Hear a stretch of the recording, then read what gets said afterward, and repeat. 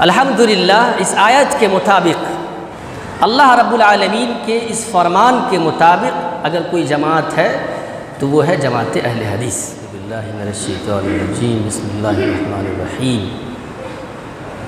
वस्साबिक़ूनल अव्वलून मिनल मुहाजिरीन वल अंसारि वल्लज़ीना इत्तबऊहुम बिइहसान रज़ियल्लाहु अन्हुम व रज़ू अन्हु। मुहाजिरीन व अंसार में से वो अव्वलीन लोग जो कि हिजरत करने और ईमान लाने में दूसरों पर सबकत ले गए। दूसरे वो लोग जिन्होंने इन साबिकीन अव्वलीन की इखलास व मोहब्बत के साथ पैरवी की। अल्लाह तबारक व तआला उन सब से राज़ी हो गया और वो सब अल्लाह से राज़ी हो गए। अल्लाह तबारक व तआला ने उनके लिए ऐसी जन्नतें तैयार की हैं, ऐसे बागात तैयार किए हैं जिनके नीचे से नहरें जारी होंगी, वो उसमें हमेशा के लिए रहेंगे। मेरे भाइयों, इस आयत करीमा में 3 किस्म के लोगों का जिक्र किया गया है। नंबर 1 मुहाजिरीन का, नंबर 2 अंसार का, और एक तीसरे किस्म के लोगों की भी फजीलत बयान की है। मुहाजिरीन व अंसार सहाबाए किराम रज़ियल्लाहु अन्हुम अजमईन की तारीफ़ की गई और उनके लिए जन्नत का अल्लाह ने वादा किया, जन्नत की खुशखबरी दी जिसमें वो हमेशा के लिए रहेंगे। उनके साथ साथ एक तीसरे किस्म के लोगों का भी जिक्र है। वल्लज़ीना इत्तबऊहुम बिइहसान रज़ियल्लाहु अन्हुम व रज़ू अन्हु। वो लोग जिन्होंने इन साबिकीन अव्वलीन की यानी इन अंसार और मुहाजिरीन सहाबाए किराम रज़ियल्लाहु अन्हुम अजमईन के नक्शे कदम पर चले, इखलास के साथ और मोहब्बत के साथ उनकी पैरवी की, ऐसे लोगों से भी अल्लाह राज़ी हो गया और ऐसे लोगों के लिए भी अल्लाह तबारक व तआला ने जन्नतें तैयार की हैं जिसमें वो हमेशा के लिए रहेंगे। इस तीसरे किस्म में गौर कीजिए। अल्लाह तबारक व तआला ने गोया के सहाबाए किराम रज़ियल्लाहु अन्हुम अजमईन को मिसाली और आइडियल बनाकर मुसलमानों के सामने पेश किया और कहा, इन्हीं के तौर तरीक़ों पर चलोगे, अगर इनके नक्शे कदम पर चलोगे, इन्होंने जिस तरह से रसूलुल्लाह सल्लल्लाहु अलैहि वसल्लम की पैरवी की थी और जिस तरह उनकी बातों को उन्होंने माना था और उनकी बातों की उन्होंने कोई तावीलात नहीं निकाली, उसका इनकार नहीं किया, बल्कि जैसे जैसे उन्होंने सुना और देखा आप सल्लल्लाहु अलैहि वसल्लम को जो आमाल उन्होंने किए, उनको करते हुए जैसे जैसे देखा, वैसे ही ये लोग उनको नोट करते गए, उनकी नकल करते गए और उसी मुताबिकत से ये अमल करते गए। अगर यही तुम्हारा रवैया होगा, अगर यही तुम्हारा काम होगा, अगर इसी तरह से तुम भी सहाबाए किराम रज़ियल्लाहु अन्हुम अजमईन की तरह रसूलुल्लाह सल्लल्लाहु अलैहि वसल्लम की इखलास व मोहब्बत के साथ पैरवी करते रहोगे तो तब तुम कामयाब हो जाओगे। अल्हम्दुलिल्लाह इस आयत के मुताबिक अल्लाह रब्बुल आलमीन के इस फरमान के मुताबिक अगर कोई जमात है तो वो है जमात अहले हदीस। जिस जमात अहले हदीस का मनहज, मज़हब, मसलक, तरीक़ाए-कार ही ये है कि अल्लाह रब्बुल आलमीन ने कुरान मजीद में क्या बयान फरमाया है और रसूलुल्लाह सल्लल्लाहु अलैहि वसल्लम का इसके मुताल्लिक़ क्या अमल रहा है। आपने क्या बयान फरमाया है।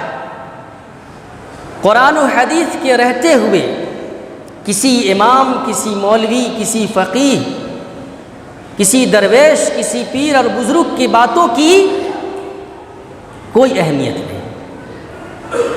अगर उनकी बात कुरान और हदीस से मिलती हुई होगी तभी उस बात की वैल्यू होगी, तभी उनकी बातों को सही समझा जाएगा, वरना नहीं माना जाएगा।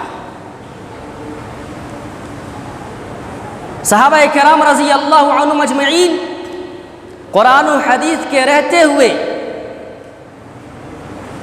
क़यास आराई नहीं करते थे।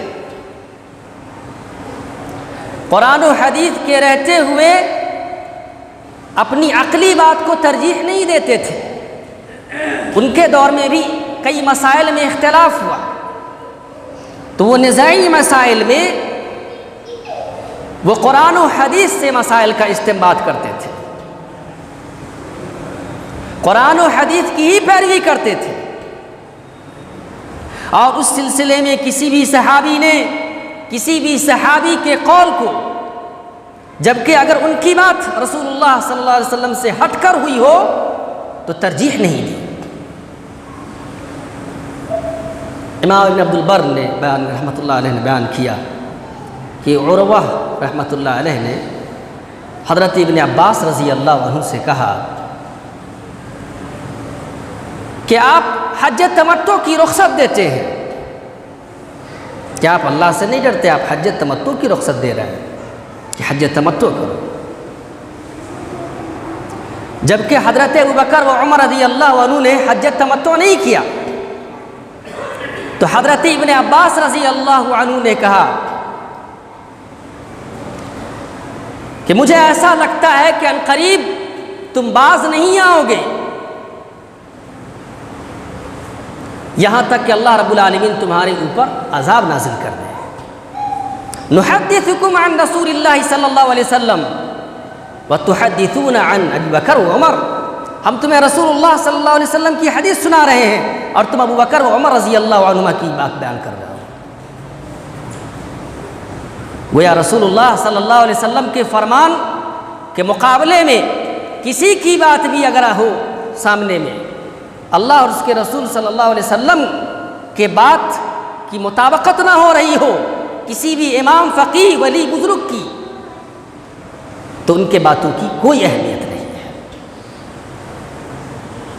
और यही तरीक़ा कार हमारे असलाफ़ किराम का रहा। अहद रिसालत में सहाबा किराम रज़ी अल्लाह अन्हुम का यही तरीक़ा रहा। अहद किबार में सन 11 हिजरी से लेकर सन 40 हिजरी तक सहाबा किराम रज़ी अल्लाह अन्हुम अजमईन का भी यही मसला रहा, यही मामला रहा। सहाबा किराम रज़ी अल्लाह अन्हुम अजमईन के बाद ताबिईन आए, तबा ताबिईन आए, सबका यही मसलक रहा। अहले हदीस कब से है? जब से हदीस है। अहले हदीस एक जामिअ लफ्ज़ है, एक सिफाती नाम है। अगर कोई शख्स कहता हो कि अल्लाह ने कहा मुसलमान कहो, तो अल्लाह रब्बुल आलमीन ने मोमिन भी कहा है, तो जमाअतुल मोमिनीन कहो, जमाअतुल मुस्लिमीन नहीं क्यों कह सकते? सहाबा किराम रज़ी अल्लाह अन्हुम के ज़माने में, रसूलुल्लाह सल्लल्लाहु अलैहि वसल्लम के वक्त में सहाबा किराम का वसल्लम का मुकाबला या सामना कौन से था? मुखालिफिन कौन थे? काफिर थे। इसलिए उस वक्त मुनासिब था अपने आप को मुस्लिम कहना। लेकिन सहाबा किराम रज़ी अल्लाह अन्हुम अजमईन के बाद, ताबिईन के बाद, तबा ताबिईन के बाद धीरे धीरे इस उम्मत में इंतशार आया, इफ्तिराक आया, इख्तिलाफ हुआ और बहुत सारे फ़िरक़े बन गए। लोग अलग अलग फ़िरक़ों में तक़सीम हो गए और सब अपने अपने इमाम के तौर तरीक़ों पर चलना शुरू कर दिया।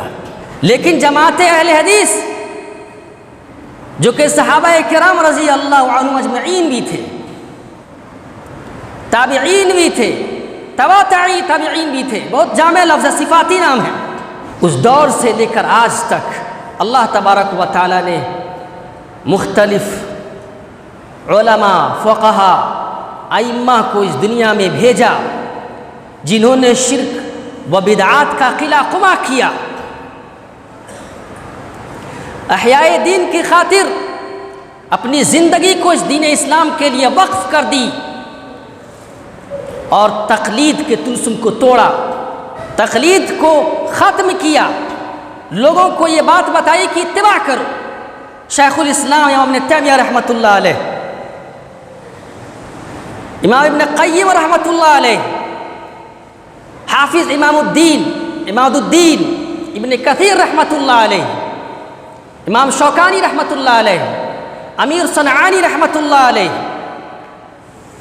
अल्लामा अलबानी रहमतुल्लाह अलैह, इमाम इब्न बाज़ रहमतुल्लाह अलैह, इस तरीके से बहुत सारे उलमा इस दुनिया में आए। अल्लाह रब्बुल आलमीन ने चूँकि ताइफ़ा मंसूरा जिसके मुताल्लिक़ से रसूलुल्लाह सल्लल्लाहु अलैहि वसल्लम ने बयान फरमाया कि क़यामत तक ये गिरोह होंगे, ये अल्लाह का वादा था। इसलिए अल्लाह रब्बुल आलमीन हर ज़माने में, हर वक्त और घड़ी में ऐसे उलमा व इम्मा को भेजता रहा जिन्होंने इसका किला कुमा किया।